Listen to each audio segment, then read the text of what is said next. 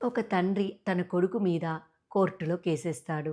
ఆ కేసేంటంటే, ప్రతి నెల తన కొడుకు తనకొక రూ. 100 ఇవ్వాలని. జడ్జికి అర్థం గాదు. రూ. 100 కేసేంటి? ఇంతవరకు నా సర్వీసులో ఎప్పుడు చూడలేదు అని ఆశ్చర్యపోతాడు. కొడుక్కేమో చాలా కోపం వస్తుంది. ఏంటి నాన్న రూ. 100 కోసం కేసేశాడు. నా పరువు తీయడానికి కాకపోతే ఏంటి?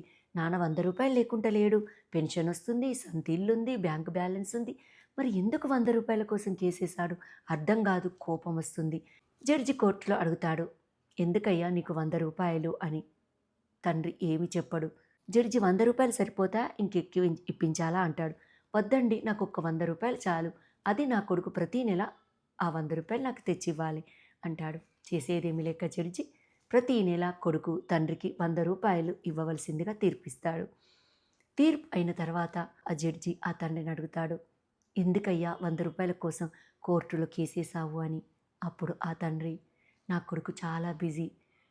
నన్ను చూడ్డానికి, రావడానికి కూడా అతనికి తీరడం లేదు. అదే ఈ రూ. 100 ఇవ్వడానికి కోర్టు తీర్పు గనక తప్పకుండా నా దగ్గరికొస్తాడు. ఇలా ప్రతీ నెల నా కొడుకును నేను చూసుకుంటాను. నెల రోజుల తర్వాత మళ్ళీ నా కొడుకొస్తాడని ఆ ఆలోచనతోని సంతోషంగా గడుపుతాను అని చెప్తాడు. ఆ మాటలు విన్న జడ్జికి కళ్ళల్లో నీళ్లు తిరుగుతాయి. ఇదంతా చాటు నుండి విన్న ఆ కొడుకు ఏడుపు ఆగదు.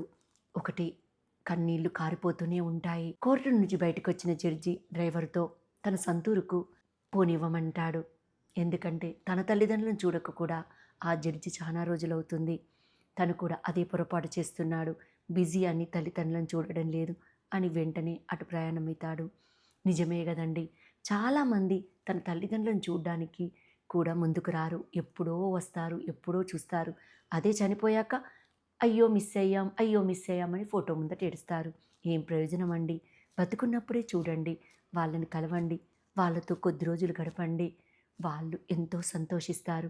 చనిపోయాక మీరు ఎంత బాధపడ్డా వాళ్ళు మళ్ళీ మీకు కనబడరు. ఈ పొరపాటు ఈ కథ విన్న ఎవ్వరు కూడా చేయకండి. వెంటనే మీ అలవాటును మార్చుకోండి. Thank you.